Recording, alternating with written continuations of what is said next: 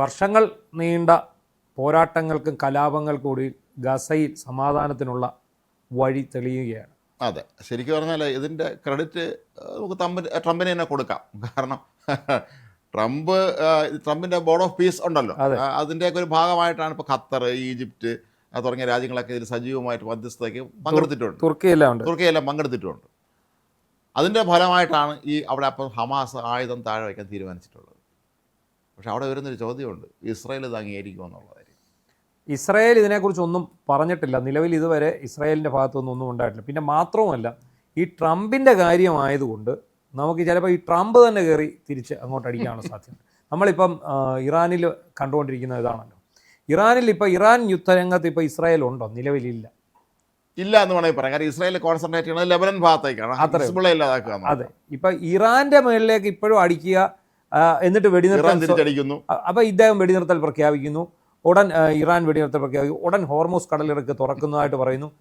ഒരു രാവിലെ നമ്മൾ ഈ വാർത്ത റിപ്പോർട്ട് ചെയ്തിട്ട് വൈകുന്നേരം ആകുമ്പോഴത്തേക്ക് വീണ്ടും ഇറാനിൽ അമേരിക്കയുടെ മിസൈൽ ആക്രമണം, ബോംബാക്രമണം, തിരിച്ച് ഇറാൻ കുവൈറ്റിനെ ആക്രമിക്കുന്നു, മറ്റ് ഗൾഫ് രാജ്യങ്ങളെ സംഭവിച്ചാണല്ലോ. കുവൈറ്റിനെ നേരെ പെട്ടെന്ന് ആക്രമിക്കുന്നു. ഇറാൻ ചെന്ന് പിന്നെ അടുത്തുള്ള രാജ്യങ്ങളെല്ലാം നിരന്തരം ജോർദാനിന് നേരെ ആക്രമണം നടത്തുന്നു, ഈജിപ്തിന് നേരെ ഒരു ആക്രമണം നടത്തുന്നു. അതാണ് ഞാൻ പറഞ്ഞത്, ട്രംപിനെ വിശ്വസിക്കാൻ പറ്റില്ല. കാരണം ഇന്ത്യ ഓപ്പറേഷൻ സിന്ദൂർ അവസാനിപ്പിച്ചത് ട്രംപ് ഇടപെട്ടിട്ടാണെന്ന് നാട് മുഴുവൻ സ്വയം വിളിച്ചു പറഞ്ഞിട്ട് അദ്ദേഹം സമാധാനത്തിനുള്ള നോബൽ സമ്മാനം എനിക്ക് തരണം എന്ന് അവകാശപ്പെട്ട ആളാണ് അദ്ദേഹം. അപ്പോൾ ഇദ്ദേഹത്തിൻ്റെ ഈ ബോർഡ് ഓഫ് പീസും അദ്ദേഹം എന്താ സോഷ്യൽ മീഡിയ ഒരെണ്ണമുണ്ടല്ലോ, ട്രൂത്ത് സോഷ്യൽ.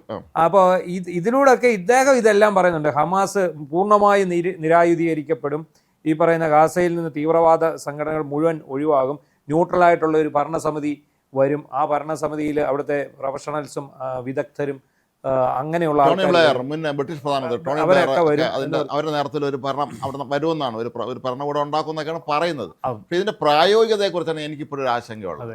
കാരണം ഹമാസിന് ആയുധം താഴെ വയ്ക്കാനില്ല, അവർ തീർന്നു.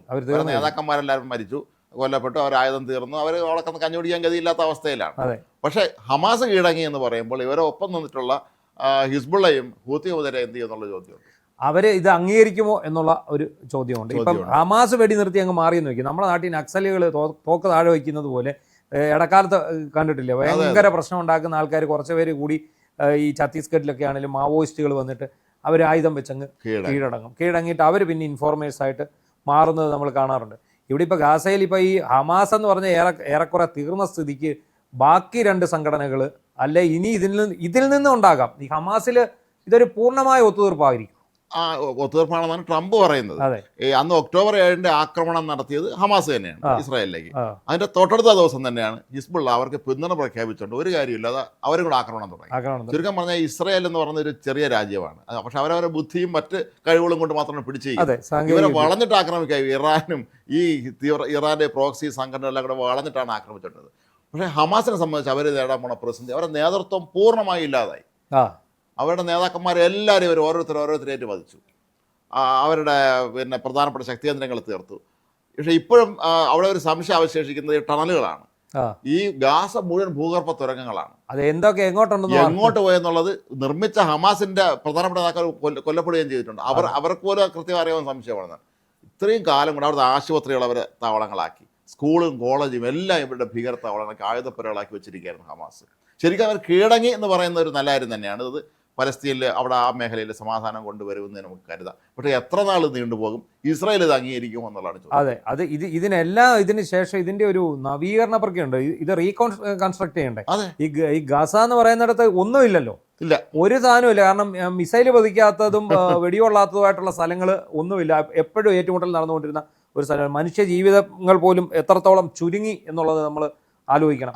അപ്പൊ ഇതിനകത്ത് ഇസ്രായേലിന്റെ മാത്രമല്ല, ഇത് രണ്ടു കൂട്ടരും അങ്ങോട്ടും ഇങ്ങോട്ടും തടവുകാരെ പിടിച്ചിട്ടില്ല, യുദ്ധ തടവുകാരെ. അതിൽ ശ്രദ്ധിക്കേണ്ട ഒരു കാര്യം, അത് വളരെ പ്രധാനപ്പെട്ട പോയിന്റാണ്. ഇപ്പോൾ ഹമാസ് തട്ടിക്കൊണ്ടുപോയ ആളുകളിൽ ഏതാണ്ട് എല്ലാവരും അന്ന് തട്ടിക്കൊണ്ട് പലരെയും വിട്ടയച്ചു. ഇപ്പോഴും പണ്ട് പിടിച്ചുകൊണ്ട് ചിലർ അവരുടെ കയ്യിലുണ്ട്. പക്ഷെ പകരം ഹമാസിന്റെ നേതാക്കന്മാരും പ്രവർത്തകരെയും ഇസ്രായേൽ ജയിലിൽ കിടപ്പുണ്ട്. ഇവരെ വിട്ടുകൊടുക്കുക എന്ന് പറഞ്ഞാൽ അപകടകരമായ ഒരു അവസ്ഥയാണ്. കാരണം ഇവരിൽ 80% പേരും അതിഭീകരന്മാരാണ്, കൊടും ഭീകരന്മാരാണ്. നൂറുകണക്കിന് ആളെ കൊന്നുതള്ളിയവരും അതുപോലെ ഒരുപാട് ബോംബ് സ്ഫോടനം നടത്തിയവർ, അങ്ങനെയൊക്കെയുള്ള അപകടകാരികളെ തുറന്നു വിടുക എന്നുള്ളതാണ്. ഇപ്പം നേരത്തെ തന്നെ പണ്ടും ഇതിൻ്റെയൊക്കെ ഒരു പ്രശ്നം ഉണ്ടാകാനുള്ള കാരണങ്ങളിലൊന്നും പണ്ടൊരു സമാധാന സന്ധി അവർ ഉണ്ടാക്കിയിരുന്നു ഇസ്രായേൽ ഹമാസ് തമ്മിൽ. അന്ന് സംഭവിച്ചത്, അന്ന് ഇറക്കി വിട്ടതിൽ പ്രധാനപ്പെട്ട ആളുകളാണ് പിന്നീട് പോയി ഈ ഒക്ടോബർ 7 ആക്രമണം ആസൂത്രണം ചെയ്തത്. അപ്പോൾ അങ്ങനെ വരുമ്പോൾ അതിലൊരു ഭീഷണിയുണ്ട്. പക്ഷേ എല്ലാത്തിലും ഉപരി നേരത്തെ പറഞ്ഞ പോലെ ഇസ്രായേൽ ഇതിനോട് അങ്ങനെ പ്രതികരിക്കുമെന്നുള്ളതാണ്. ഇസ്രായേൽ ഇത് അംഗീകരിക്കും. കാരണം ചൊവ്വാഴ്ച നടന്ന് ഇസ്രായേൽ പ്രധാനമന്ത്രി ബെഞ്ചമിൻ നെതന്യാഹു അമേരിക്കയിൽ എത്തിയിരുന്നു, ട്രംപുമായി കൂടിക്കാഴ്ചയൊക്കെ നടത്തിയിരുന്നു. പക്ഷേ അത് പൂർണ്ണമായും അവരത് അംഗീകരിച്ചിട്ട് തന്നെയാണോ അദ്ദേഹം മടങ്ങിപ്പോയത് നമുക്കിപ്പോഴും അറിയില്ല. അത് നമുക്കറിയാലോ, ഇറാനിലെ വിഷയം വന്നപ്പോൾ ഇസ്രായേൽ ലെബനനെ ആക്രമിക്കുമെന്നുള്ള ആ ഒരു നിലപാടിൽ അവർ ഉറച്ചു നിൽക്കുക. അതെ, ഇറാന്റെ ഏറ്റവും പ്രധാനപ്പെട്ട ആവശ്യം എന്തായിരുന്നു? ലെബനനെ ആക്രമിക്കാൻ പാടില്ല. അപ്പോൾ ഇത് ഈ പറയുന്ന ഇസ്രായേൽ അതിനകത്ത് ഒരു നിലപാടെടുത്ത് അവരുടേതായിട്ടുള്ള ഒരു സ്വന്തം ചേരിയിലേക്ക് അവരങ്ങ് മാറി എന്നുള്ളതാണ് ഇസ്രായേൽ അവിടെ ഉണ്ടായത്. ഇപ്പം അവിടെയും പ്രധാന കക്ഷി ഇസ്രായേലായിരുന്നു, ഇവിടെയും പ്രധാന കക്ഷി ഇസ്രായേൽ തന്നെയാണ്. പിന്നെ ട്രംപിൽ എനിക്ക് തോന്നുന്നു അവർക്കൊരു വിശ്വാസമുണ്ടോ? ആ ഒരു വിശ്വാസം അവർ തുടർന്നുകൊണ്ട് പോകുന്നുണ്ടോ?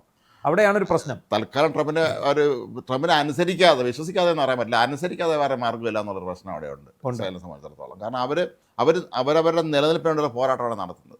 ട്രംപ് എന്തിനു വേണ്ടി ഇറങ്ങിയെന്നുള്ളത് ഇപ്പോഴും വ്യക്തമല്ല. സ്വന്തം നാട്ടിൽ പോലും ട്രംപിനെ സംബന്ധിച്ചിടത്തോളം സ്വന്തം പാർട്ടിക്കാർ, റിപ്പബ്ലിക്കൻ പാർട്ടിക്കാരും സ്വന്തം നാട്ടുകാരും ഒക്കെ തന്നെ ട്രംപിനെതിരെ രംഗത്തെത്തി. കാര്യം കോടിക്കണക്കിന് രൂപ കൊണ്ട് നമ്മുടെ കളയാണ്. അമേരിക്കയുടെ ആയുധ ശേഖരത്തിൽ വലിയ തോതിലുള്ള കുറവ് സംഭവിച്ചിരിക്കുന്നു ഈ ഇറാൻ ആക്രമണം. സ്വന്തം ആവശ്യത്തിന് വേണ്ടിയാണോ എന്ന് ചോദിച്ചാൽ അല്ല. ഇത് ഈ നാട് മുഴുവൻ നടന്ന് ഇയാളെ യുദ്ധം ചെയ്തുകൊണ്ടേയിരിക്കുക. ഇങ്ങർക്ക് ഇതൊരു ഹരമാണ്. അതാണ് ഇയാളെ ശരിക്കും പറഞ്ഞാൽ ഇത് കഴിഞ്ഞ ദിവസങ്ങളിലൊക്കെ പല വിദഗ്ധന്മാരും നമ്മൾ ചർച്ചകളിലൊക്കെ ദേശീയ മാധ്യമങ്ങൾ കണ്ടത് വളരെ ആശങ്കയാണ്. ഇത് ലോകമഹായുദ്ധത്തിലേക്ക് ചെന്നെത്തുകയും ഇത് വർഷങ്ങളോളം നീണ്ടുകയും ചെയ്യുമെന്ന് പലരും സംശയിച്ചിട്ടുണ്ടായിരുന്നു. ഈ ഇറാനും അമേരിക്കയും എല്ലാം തമ്മിലുള്ള ഈ വിഷയം. കാരണം ഈ റഷ്യയും ചൈനയും ഇറാനെ പിന്തുണയ്ക്കുന്നവരാണ്. കഴിഞ്ഞ ദിവസം ചൈന 400ഓളം മിസൈൽ ലോഞ്ചർ കൊടുത്തെന്നാണ് പറയുന്നത്. എന്നിട്ട് കുവൈറ്റിൽ ഇറാൻ ആക്രമിച്ചത് ചൈനീസ് കമ്പനിയിലേക്കായിരുന്നു എന്നുള്ളത് വേറൊരു കാര്യം. അപ്പോൾ അങ്ങനെ വയ്ക്കുമ്പോൾ നമുക്ക് തന്നെ അറിയാം, റഷ്യ യുക്രൈൻ യുദ്ധം കൊല്ലത്രയും തുടങ്ങി 2022 തുടങ്ങിയതാണ്, 26 4 വർഷം യുദ്ധം ചെയ്തുകൊണ്ടിരിക്കുകയാണ്. ഇടയ്ക്കിടയ്ക്ക് യുദ്ധം ചെയ്യും, പിന്നെ 2 ദിവസം ഗ്യാപ്പ് ആണ്, പിന്നെ യുദ്ധം ചെയ്യും, അങ്ങനെ പോയിക്കൊണ്ടിരിക്കുകയാണ്. ഇതും അങ്ങനെ വരികയാണെങ്കിൽ ഇത് ആഗോള തലത്തിൽ തന്നെ വലിയൊരു പ്രശ്നം ഉണ്ടാക്കും, സാമ്പത്തിക മാന്ദ്യം ഉണ്ടാക്കും എന്നുള്ള ഉറപ്പാണ്. ഏതായാലും ട്രംപ് മുൻകൈ എടുത്ത് ട്രംപിന് തൽക്കാലം എവിടെയെങ്കിലും പിടിച്ചെന്ന് തലകൂരിയേ പറ്റുള്ളൂ. തൽക്കാലം ഇപ്പം ഇന്ന് ട്രംപ് താരമാണ്, താരം വെച്ചെന്ന് പറയും. അല്ല, ഈ ട്രംപ് താരമായും പല കേസിലും ട്രംപ് ഇതുപോലെ താരമായെന്നേ ഇപ്പം തന്നെ നമുക്കറിയാമല്ലോ. നമ്മള് അദ്ദേഹമാണ് പ്രശ്നം. ഇപ്പം ഇന്ത്യയുടെ കാര്യത്തിൽ ഇയാൾ കയറി ഇടപെട്ടില്ലേ, അന്ന് ഇടപെട്ടിട്ട് അയാൾ അന്ന് അവിടെ വലിയ താരമാകാൻ ശ്രമിച്ചു. പക്ഷേ ഇന്ത്യ അതിനെക്കുറിച്ച് ശക്തമായിട്ട് പ്രതികരിച്ചതിന് ശേഷമാണ് അത് പിന്നെ അതിൽ നിന്ന് ആ ഒരു അവകാശവാദത്തിൽ നിന്ന് ഇപ്പോഴും അദ്ദേഹം പിൻവാങ്ങിയിട്ടില്ല. ഇല്ല ഇപ്പോഴും തരം കിട്ടുന്നിടത്തൊക്കെ പറയും. അപ്പോൾ അദ്ദേഹം ഉദ്ദേശിക്കുന്നത് പിന്നെ നന്ദന സിനിമയിൽ ഇന്നസെന്റ് പറയുന്ന പോലെ രാവിലെ കോഴിയെ പറപ്പിക്കുക, രാത്രിയിൽ അതിനെ പിടിച്ച് തിന്നുക എന്ന് പറഞ്ഞാൽ ഇദ്ദേഹം രാവിലെ പോയി ഒരു യുദ്ധം ചെയ്യും, എന്നിട്ട് വൈകിട്ട് പുള്ളി തന്നെ ഇത് നിർത്തിയെന്ന് പറഞ്ഞിട്ട് സമാധാനത്തിന്റെ ബോർഡ് ഓഫ് പീസിന്റെ സ്ഥാപക പുള്ളിയാ, സമാധാനത്തിന്റെ നോബൽ സമ്മാനം എനിക്ക് തരൂ ട്രംപ്, യുദ്ധം ചെയ്യാൻ പോണതും ട്രംപ്. അതാണ് ഞാൻ പറഞ്ഞത്. രാവിലെ പുള്ളി യുദ്ധം ചെയ്യുക, വൈകിട്ട് സമാധാനത്തിനുള്ള നോബൽ സമ്മാനം ചോദിച്ചു മേടിക്കുക. ഇതാണ് പുള്ളിയുടെ ലക്ഷ്യം. ഹമാസ് ഈ പറഞ്ഞ രീതിയിൽ പൂർണ്ണമായ ഒരു ആയുധം വെച്ച് കീഴടങ്ങുകയാണെങ്കിൽ അതൊരു നല്ല കാര്യം തന്നെയാണ്. നമുക്കത് ട്രംപിനെ നമുക്ക് അഭിനന്ദിക്കാം. പക്ഷേ ഇത് ഇസ്രായേൽ ഇതിനോട് യോജിക്കുമോ? ഇസ്രായേൽ അവരുടെ വിഷമവർക്കിന് മാറിയിട്ടില്ല. അവരെ ആളുകളെ ഇത്രയും പേരെ കൂട്ടക്കൊല നടത്തി, അതുപോലെ തട്ടിക്കൊണ്ടുപോയി തടവിലിട്ട് പീഡിപ്പിച്ച് കൊന്നു, പലരുടെ മൃതങ്ങൾ പോലും തിരിച്ചു കിട്ടിയില്ല. അതിക്രൂരമായ രീതിയിലാണല്ലോ ആൾക്കാരെ വധിക്കുന്നത്. അവരെന്താ പറയുന്നത്, എത്രത്തോളം പൈശാചികമായിട്ടും ക്രൂരമായിട്ടും ഒരു മനുഷ്യനെ നശിപ്പിക്കാം അല്ലെങ്കിൽ കൊല്ലാം എന്നതിനെ കുറിച്ചാണ്. ഇപ്പോൾ ഇസ്മായിൽ ഹനിയൊക്കെ പോലുള്ള അവരുടെ ഏറ്റവും പ്രധാനപ്പെട്ട നേതാക്കന്മാരൊക്കെ തന്നെ അവർ വധിച്ചു കഴിഞ്ഞു. അതുകൊണ്ട് ഇസ്രായേലിന് അക്കാര്യത്തിൽ അവരെ മൊസാദ് വളരെ അലർട്ടായിരുന്നുകൊണ്ടാണ് അതൊക്കെ സാധിച്ചത്. മാത്രമല്ല നമ്മൾ മനസ്സിലാക്കേണ്ട കാര്യം, ഈ ഹമാസിന്റെ നേതാക്കൾ ആരും താമസിക്കുന്ന ഗാസയിലൊന്നുമല്ല. അവർ ഖത്തറിലും തുർക്കിയിലും ഒക്കെ ശതകോടീശ്വരന്മാരായിട്ട് അത്യാഡംബര ജീവിതം നയിക്കുകയാണ് എല്ലാവരും. അവർ മരിച്ചവരെ മക്കളും ഒക്കെ പിണറായി വിജയന് വേണ്ടി ഇറങ്ങിയ അവസ്ഥ ഇറക്കി വിട്ടിട്ടുണ്ട്. അവിടെയാണ് അത് സംഭവിക്കുന്നത്. അതെ, ഇപ്പം ഇസ്മായിൽ ഹനിയ തന്നെ അയാൾ ഇറാനിൽ അവിടുത്തെ മുൻ പ്രസിഡന്റിന്റെ സംസ്കാരത്തിൽ പങ്കെടുക്കാൻ എത്തിയപ്പോഴാണ് അയാളെ തട്ടിക്കളഞ്ഞത്. അപ്പോൾ അതുപോലെ ഇനി എന്തൊക്കെ ഇവരുടെ ഈ മനസ്സിൽ വെച്ചിട്ട് ഇരിപ്പ് എന്താണെന്ന് നമുക്ക് ഇപ്പോഴും അറിയാൻ കഴിയുകയില്ല.